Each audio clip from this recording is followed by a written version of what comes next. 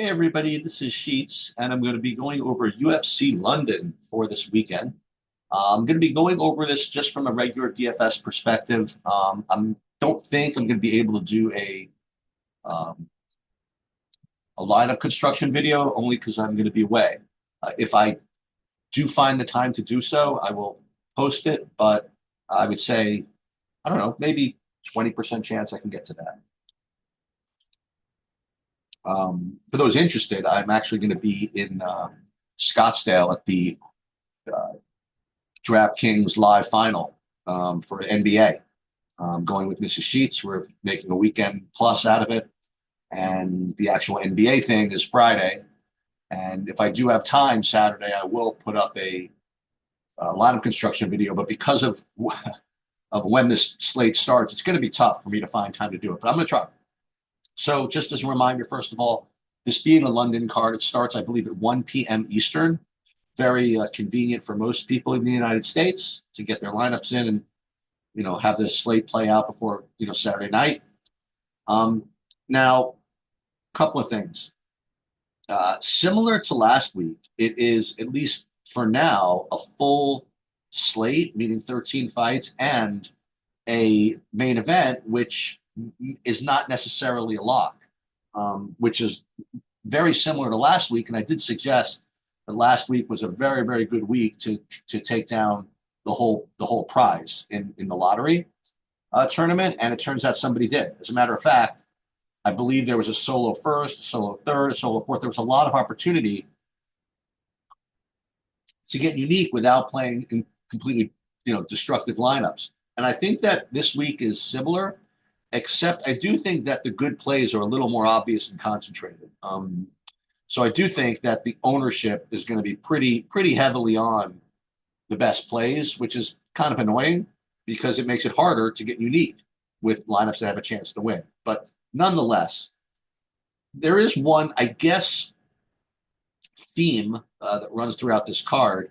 And it's a theme that shows up quite often, and that is, grappling versus striking. And the difference between when you have grapplers versus grapplers and grapplers versus strikers. Now, again, we do prefer grapplers in general, unless, again, the striker has a really, really strong inside the distance line. Because in decisions, grapplers, you could say, actually tend to score more than even in their finishes sometimes. So, um, all else being equal, we do prefer the wrestler grappler, but not all wrestler grappler matchups are created equal. And we'll get to that when we get to it. Like, for example, let's just start, I guess. Well, let's start from the bottom up, I guess. So Guram Gutalaze versus Cowie Fernandez. Gutalaze is a minus 450 favorite, and he's being priced, I guess pretty fairly as far as that goes. One thing that is interesting is it is the first fight right on the board. You don't see that too often. Have one of the highest favorites right out of the gate.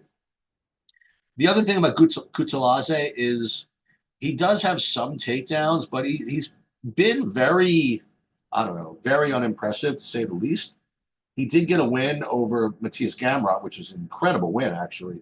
Some people didn't think he won the fight, but that one knockdown does, go a long way. And then the next couple of fights, maybe one takedown each. So he does have, I guess, some takedown upside, but I don't think enough to warrant a $9,400 price tag. And then you look at his inside the distance line at plus 165. That looks extremely poor as well. So I don't think that he's a very strong play at all here. Fernandez himself inside the distance is plus 600. You know what I mean? Like this fight is probably a fade kind of right off the bat. Okay, so Nathan Fletcher versus Kalen Lachlan. So this is one example of the wrestler grappler dynamic that I want to talk about. And this one could be somewhat confusing to some people because I know people are going to look at Nathan Fletcher and they'll see 4 takedowns in his last fight, followed by a sub. And he also has quite a few other takedowns throughout his career. I mean, when you look at his record, I mean, submission, submission, submission, submission, submission. I mean, all submissions. So he is a very, very strong grappler here. Um, So I think naturally people are going to, and I think quite reasonably, want to gravitate to him, because he's a grappler and we prefer grapplers over non-grapplers. Um, his inside the distance line is, I don't imagine that great. Probably, I would say plus 400 if I had to guess. Let's see. Yeah, about plus 400, which is okay for someone who's just going to be going for grappling. The problem here with going too crazy on Fletcher is that Loughran's kind of tough too with respect to his grappling. It's not quite as obvious, but he's tough. He likes to press up against the cage. He's someone who can really make takedowns not so easy. As a matter of fact, you look at his record, he's got 1 takedown, 3 takedowns, and 2 takedowns in his resume also. So this is a situation where you might end up with 2 guys going back and forth between grappling success, and it's okay only because of these prices. It's 8,400, 7,800. The winner of this fight, I don't think is going to be one that just dominates. It's going to be one that just barely gets the better of the grappling exchanges. And that usually doesn't correspond to huge, scores. But you don't need that big of a score here at 8,400, 7,800. So I do like both of these guys, but I don't think it's as dramatic of a play as maybe some of the others that we'll get to, or maybe 1 or 2 others. But I definitely think this is certainly playable. I think it's obviously a good fight. Both of them have grappling upside.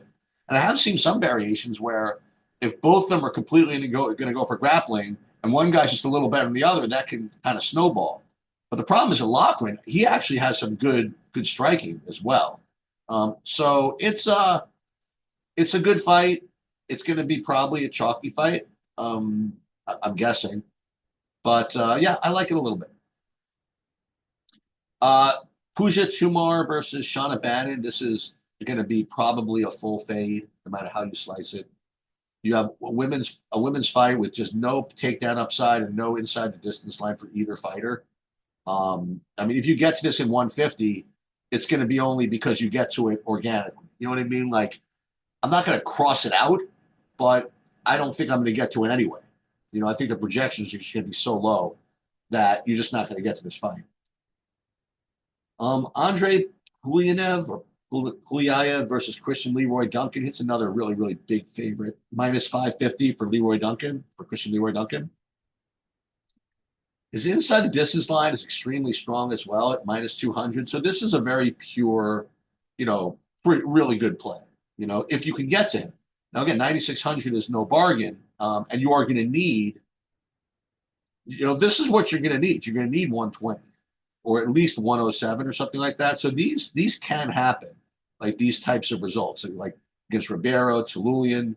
It's it's definitely in the cards here. But he's going to need it.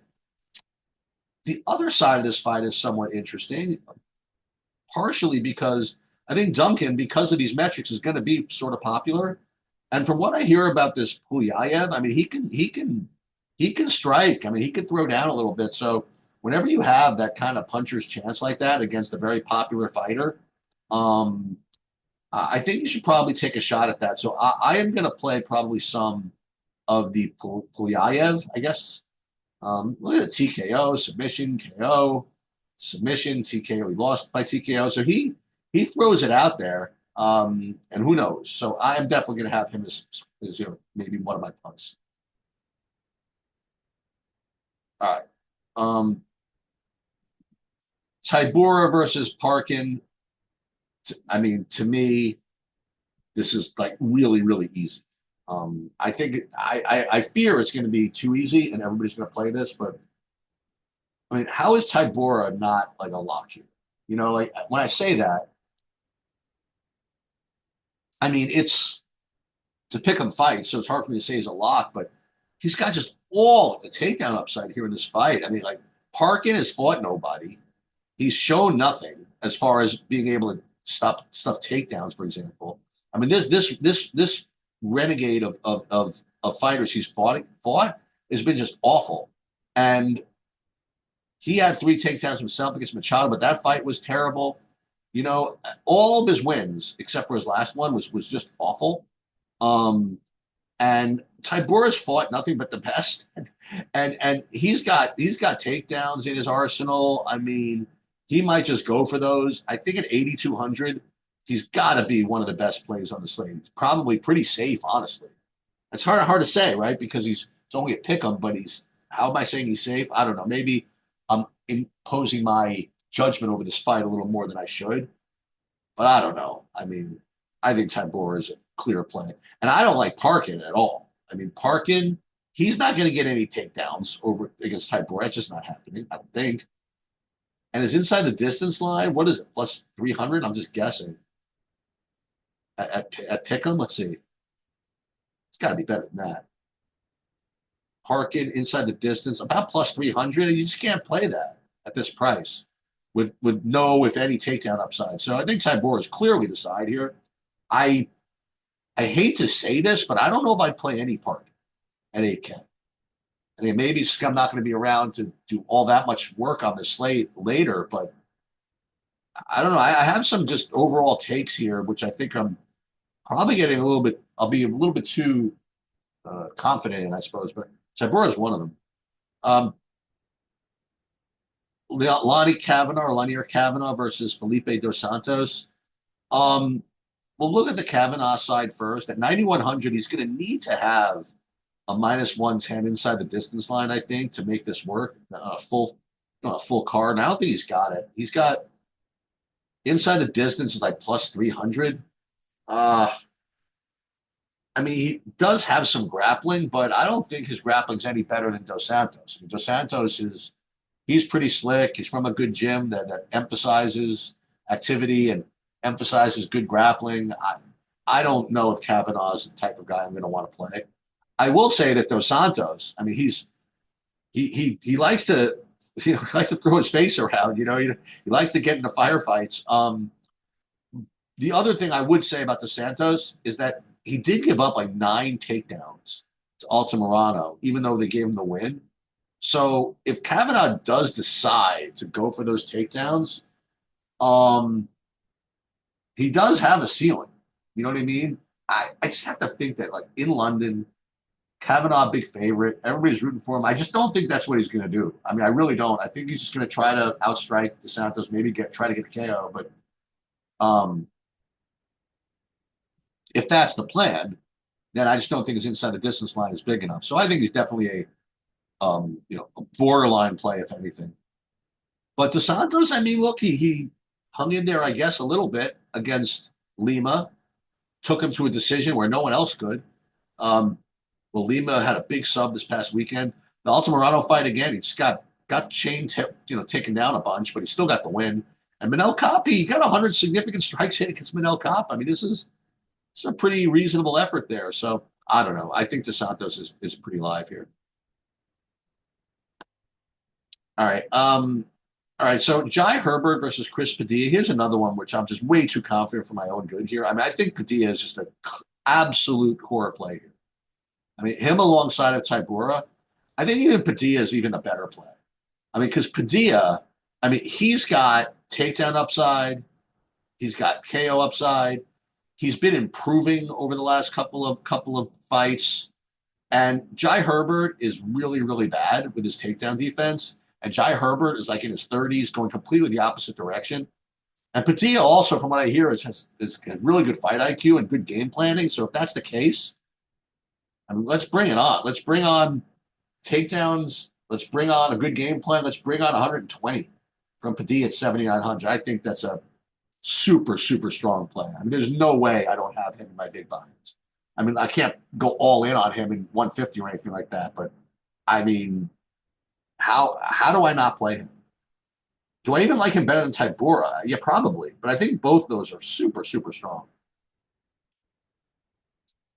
And Herbert, I mean, no inside the distance line, no nothing, just no play. I mean, honestly. All right, moving on. Nathaniel Wood versus Morgan Charrier. Good fight, competitive fight, both fighters can do a little bit of everything, and usually that correlates to a pretty poor DraftKings score.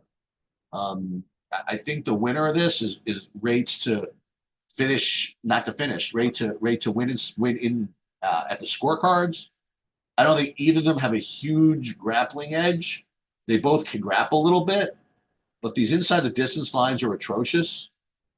Charrier is a little bit better, but even that is no good for his price. So I think his fight is probably a pass here.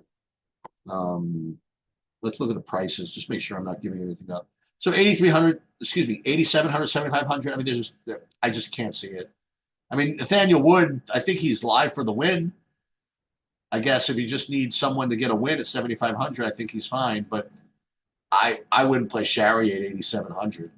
That's for sure. All right. Now, when I say again that I wouldn't play him, that doesn't mean I'm not going to play him. Okay, what does that mean? When I do the 150 maxing and I do the lineup construction, I'll have SaberSim and other tools like create lineups for me. So I'll get to these guys, but certainly they're not going to be core plays. Certainly I wouldn't play them in big buy-ins, but guys like Charrier probably going to be low owned, right? So that's something. Maybe I'll play him with some of my more chalkier lineups, but as far as this video of like who the best plays are, I can't imagine Charrier or Wood being priorities. All right, Chris Duncan versus Jared Vucenic. Vucenic is a pretty big favorite here. He's 9,300. Let's take a look at his inside the distance line. 9,300. Again, we need at least minus 110, probably more.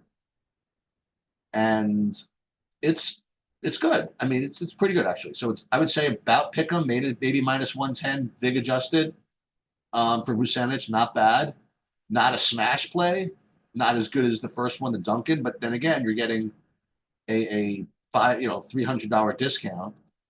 Let's take a look at his. Yeah, you don't really see too many takedowns, but he could do a little bit of everything. He's not bad.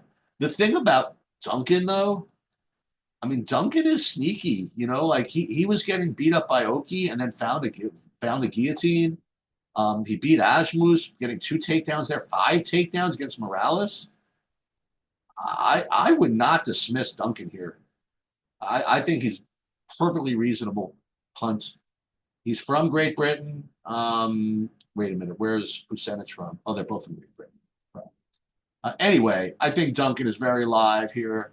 I think Vucenic is also getting a little bit of benefit from the good win, I suppose, because he did get the knockdown and looked pretty good. And I don't want to say got robbed, but this is a tough fight against Kutaladze.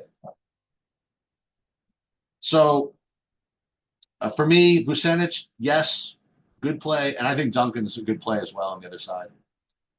All right, we have Alexia Thainara versus Molly McCann. So someone's going to have to, whatchamacallit, hold my laptop because I really want to do something in this fight. And I think I am. I think I'm going to bet this fight. So this Alexia Thainara, if you watch this, she's a short notice replacement going into London to face Molly McCann, who everybody loves. And even though she's a short notice replacement, the entire week, all I'm hearing is what a stud she is. And that she's stepping in and she's going to dust it. And what they're doing is they're citing her most recent contender series fight against was it this one against Brito, that she was really awesome as kind of justification for this. But the thing is that before that, she was not regarded that so highly. So I don't know about this. Now again, for DFS, I think she's probably pretty good because for a female fighter, 8,900, you really not for a female fighter for 8,900, you need about a minus 110 and maybe not minus 110, maybe plus 110 inside the distance line. And technically you don't have that. But let's see, inside the distance plus 300. I mean, that's not great. But she does have some subs. She does have some takedowns. And McCann is not the greatest as far as avoiding getting taken down. But I think, as me and All Star will say, this could be just kind of like the hipster play of the week. Everybody used to love playing Molly McCann, and now like this woman's going to come in off the Contender Series on no notice and just dust her in her hometown for real. Uh, so I think I'm gonna have to bet Molly McCann straight up there. I am gonna do that actually. So I'm going to be betting Molly McCann at plus the 160. I probably should bet her inside the distance because she's live for that kind of thing also. Oh, let me hold on. And the other thing, I might actually play Molly McCann in DFS. I don't know. She's going to be like 2% owned. I wouldn't say 2%, but she's going to be very low owned. I mean, really low owned. And I don't know. I mean, listen, she's looked pretty bad recently, but you know what? She did get this win here. She did get a sub over Del Belbita. She's not great, obviously, but I don't know. Uh, I don't know. I just think this is what you're supposed to do. If I was still doing my whatchamacallit, my contrarian betting breakdown, I think McCann would be a clear bet here. Nobody wants to play her anymore. And this woman who no one's ever heard of because of her last fight in Contender Series going to step in on 7 days' notice and just dust her in her hometown. Someone else is going to have to play this. I'll probably get maybe some of it in DFS just because she's low owned. I think I'll get too much of this fight in general because it's low owned, honestly. Okay, so Holland versus Nelson. So Holland versus Nelson is I don't want to say the opposite, but it sort of is the opposite of the Fletcher Loughran fight. Okay. The Fletcher Loughran fight, you have grapplers going after it against each other, and you might end up with nobody getting an edge and a really low score. Holland versus Nelson, I don't think it's possible to end up with a low score. I mean, I guess you could, but here you have a complete contrast in styles. You have Nelson, who has no striking, and you have Holland, who has basically no grappling. I shouldn't say that because he has subbed like some guys. Okay, and we're going to get to that in a minute. But the idea is that this fight really rates to be very binary. Like if Holland can't stop the takedowns, like Nelson will dust him and get takedowns and subs and points and all kinds of crap. And if Nelson can't get him down, and then you have a striking battle, Holland will knock him out. Okay, it's to me, it's a fight you must play 100%. That's my take. As far as who's the better play, I guess Nelson is the better play because his ceiling is just so much higher. You know, like if Nelson gets it going and has 3 rounds of takedowns and control times, whatever, he can get 130. Where Holland's, he can get a first round KO. I guess so. He can get 110, 115. But I don't know. I think no matter how you slice this fight, I really believe you should be at 100%. The price is right. The setup as far as binary, styles is right. This to me is just kind of a classic DFS idea. I would almost 100% play 100% of this fight. All right, Jan Blachowicz versus Carlos Ulberg. You're supposed to play Blachowicz some here, because there's really no way he's going to win without him scoring a ton. Okay. He's not going to win like a boring decision. All right. With a striking based decision. I mean, if he wins, he's going to get takedowns or maybe get a knockout. Who knows?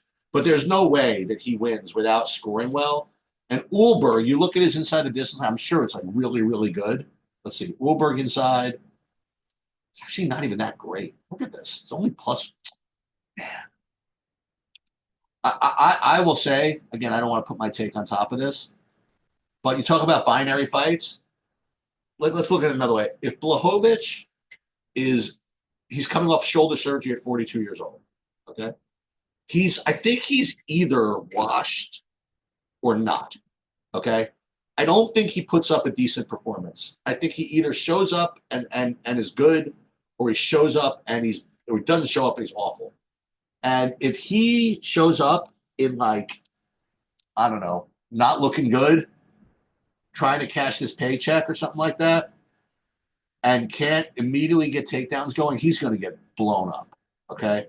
And whether that means Oberg gets him out of there in the first round or a whole series of just crushing shots, I think Oberg's. Listen, if you tell me that he's not going to be popular because of his inside the distance line, I would totally play Oberg. He could get multiple knockdowns here. I mean, there's paths for him to really score. So I do like this fight.